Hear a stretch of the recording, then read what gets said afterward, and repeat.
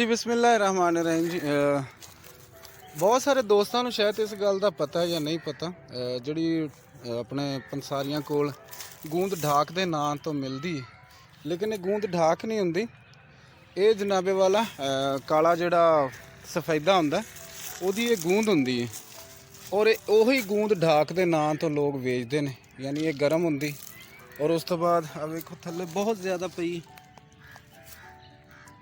और इस तरह ही बहुत सारे तोड़ तक ये इन्होंने दिनों लोग इकट्ठी करके फिर वो जनाब बेचते हैं। और जनाब इस तरह ही ये बहुत सारे फ़ायदे ने, ये भी बहुत ज़्यादा फ़ायदे ने, लेकिन असल चीज़ जी वो गूंद ढाक ही है। लेकिन लोग मजबूर ने हुण कि वो बेच देंगे ने ये ही। आ देखो और गूंद ढाक बना के बेचते हैं। इस तरह ही अब काफ़ी लागे अगर जाके देखा जाए ये तो बहुत सारे पौधे ने जोड़े कि इतने मौजूद ने। यह देखो कितनी कितनी ज़्यादा निकल रही है। और ये काला सफेदा और ये 3 किस्म का सफेदा होंदा, लेकिन बहुत ही कमाल की चीज़ है। थले देखो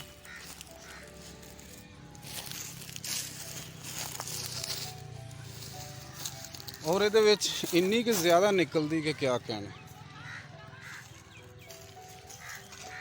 लेकिन लोग लैके जाते हैं, कहते हैं जी ये गूंद ढाक है जी, लै लो जी।